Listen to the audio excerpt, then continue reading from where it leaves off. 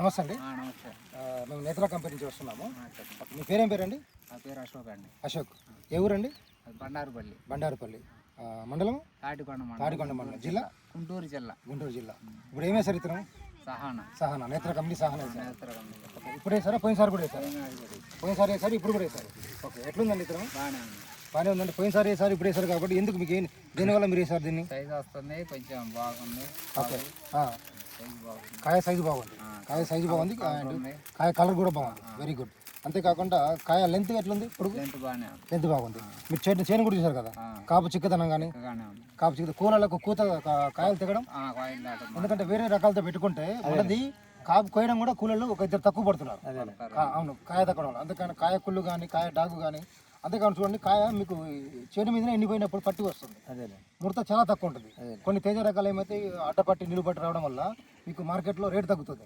అవునా కదా? పోయినసారి ఎంత పడింది రేటు మీకు? అప్పుడు 15,000 పెద్ద, అప్పుడు 6 రేటుకి. అవునా కదా?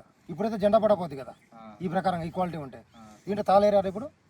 ఏర్లే. తారు లేకున్నా కానీ ఇప్పుడు ఇంత నీట్గా ఉంది. ఇప్పుడు వేసుకోవచ్చు అంటే రైతులు. ఓకేనా?